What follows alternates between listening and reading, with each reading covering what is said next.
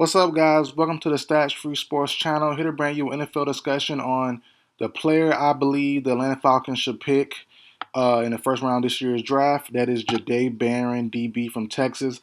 I'm going to get into why and also get into our draft situation going into the offseason. So let's get started, guys. So currently, right now, we are pick 17 going to the last week of the season.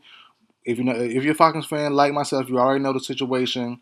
If we get in the playoffs, we need to win first, focus on ourselves. But at the same time, our game is going on. The Saints are playing the Buccaneers. We need a miracle. We need a New Orleans miracle. I don't think it will happen. I will tell you this right now. I have the house on money line bet for the Falcons paired with MVS Saints wide receiver Marquez Valdes-Scantling. I have him scoring a touchdown. I don't think they're going to win, but I do have us with a win and MVS with a touchdown. That's my betting advice. I'm not a professional, but that's what I have going on. MVS have an incentive, and then obviously we want to just win in general if we want to get into the playoffs. I know the Panthers laid an egg last week versus the Buccaneers, but versus us, teams start playing their best. So. But looking at our draft standing as of right now, like I said, pick 17 currently. For the worst pick available, we could get pick 13. Now, for that to happen, we will have to lose, and also I think the Cowboys, Cardinals. Let me see. I have in my notes. Cowboys, Cardinals, Bengals, and the Dolphins all win, and we lose, and we will get pick 13. Um, if the worst pick that we can get possible is, at least for right now, is pick 18, and that's if Seattle loses and we win. We both will have 9 and 8, but we will have the strength of schedule, so we will get the worst pick in that option there. So we should most likely fall into the 13 to 18 range. That is exactly where we could get Barron from Texas. Barron from Texas, he is a do-it-all guy, been there for 5 years, veteran, tough, hard-nosed guy, a cornerback that can tackle. We need that because we seen our last game, that Commanders game that really had me upset. I did my instant reaction to it. I was fine with our performance. We played great in the first half. Second half, we kind of got beat there, obviously. But the tackling, AJ Terrell not wrapping up and tackling. I believe it was D. Alford on that 4th and 2 play. Whoever it was stood him up, and he could have wrapped him up and brought him down. He'd been short. He ended up going for the shoulder tackle, and the guy fought through it and got a first down. Tackling is the first step of what I want on defense. Tackle, and Barron is a guy. He's a DB, and I shouldn't say corner, but he's a DB, a safety corner hybrid. He's someone that he can be a nice chess piece to pair with Jesse Bates, and also AJ Terrell. Also, so it depends on where you see him at. Me personally, watch his game throughout the entire year. I think he could be a safety slash nickel hybrid guy, kind of like a Brian Branch from the Lions. Not the same style of player exactly, but similar traits. Both can tackle well, both aggressive, both are playmakers. I think he can have an instant reaction. Oh, excuse me, an instant impact on any defense, but especially ours, if we can get him in that first round. Like I said, somewhere from pick 13 to 18. Now I know most people will want an edge rusher. Before I go all to that stuff, the edge rushing stuff, he's also a Jim Thorpe Award winner, the best cornerback in the college football this past season. Now, whether if Travis' name was in the hunt, would he have won it? We're not. I don't know, but hey, there's another notch on his belt for us to get him. And I'm really not inspired by this cornerback class, especially after the first three, which is, Barron rounds out the last three. You have Travis Hunter and Will Johnson somewhere battling for 1 and 2, but Barron to me is clear cut third. Now, would that be the case if Benjamin Morrison from Notre Dame and Revel from ECU, if they were healthy? I don't know. It'll be probably a little bit closer. We would have seen a full body of work from those guys. I might, something might be different in that ranking. But as of right now, I don't want a cornerback that's already injured in Revel and Morrison. They're both solid. They're both cool. you know, potentially have some potentially be some impact players. But as of right now, I don't want a guy rehabbing, being ready for training camp. I don't want that. I want someone who's ready to play right now, hard nosed guy, tackle, instinctive, and that's Barron. He's the guy I really truly want. Now, I know the talk's gonna be pass rush. I don't think we need pass rush as bad as we thought. I've been saying that since last year. Now, go back to my videos last year around the same time. I was begging for the Falcons, begging in videos for them to take Laiatu Latu. That was my prediction. I thought Laiatu Latu or Dallas Turner was our pick. Ended up going quarterback. Did a video on that. Gave my thoughts there. I didn't hate it, but I didn't love it.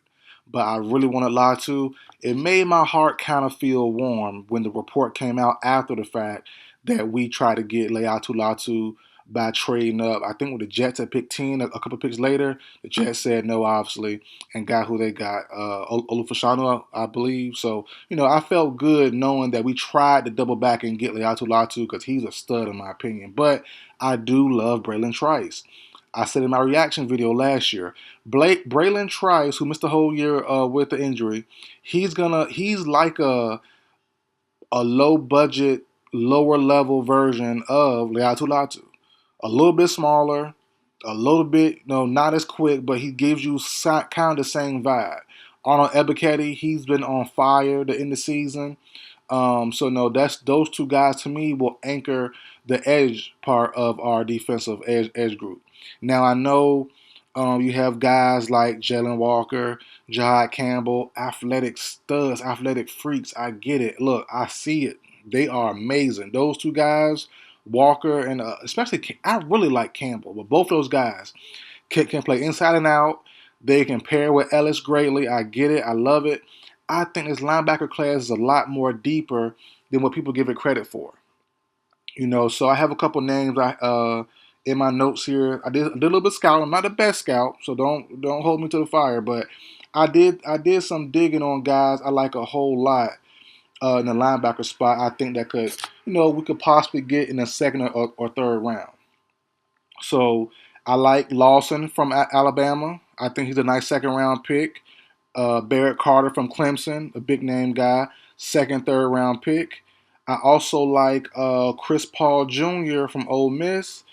I like Jeffrey Bassa from Oregon, and I like Jay Higgins from Iowa. I really like him in the third round. Maybe he'll be a great snatch up. So guys like that could definitely fill the void of not getting Campbell or Walker. And look, those guys are top notch. I'm not gonna like I said, they're athletic freaks. They're gonna go in the first round, probably top 15, top 20, no doubt about it. They're nice, but Barron just gives you what we need. And I've been saying since the season started, I've been giving my instant reactions after a couple games. I didn't keep it up for the full year, but I think the first 5 or 6 games here and there, I gave my reaction. And my biggest thing was Terrell needs help. He needs help. And whether it be at corner, whether it be an outside corner, whether it be an inside corner at the slot, I think Terrell needs big time help. I really do. And we have guys, and I didn't like Alfred's play a lot this year, but he's a free agent. Mike Hughes is a free agent. Justin Simmons, safety, is a free agent. So, as I said, we're losing guys, and our cap space is messed up bad. As of right now, we're booked to have $7 million, and that Kirk Cousins hit is going to come. Whether we cut or trade him, we're going to be behind the 8 ball.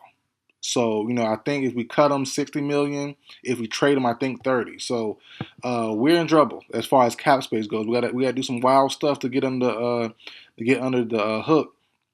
Probably do some stuff like how the Saints has been doing the last couple of years, which isn't good.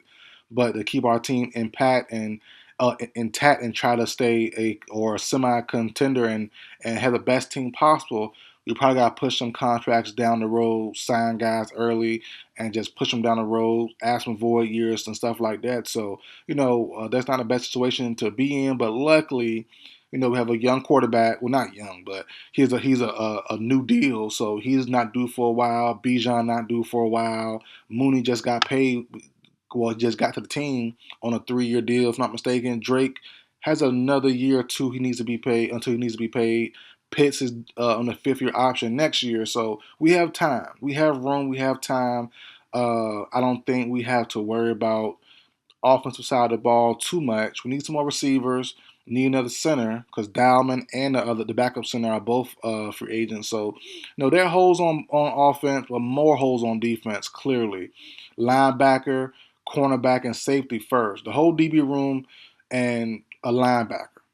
Like I said, edge, the front. I don't love it, but I don't hate it either. Troy Anderson, as we know, always hurt the first couple years of his career. Can he change and fix that? We'll see. Don't have as much faith as some people do, but like I said, that's where that late, that second, third round pick would come in. The Higgins from Iowa, or one of those guys I mentioned, Barrett Carter. Those are some guys who I think who could fill in pretty nicely, not be studs, but they'll be okay. But no, I wouldn't be mad at Walker.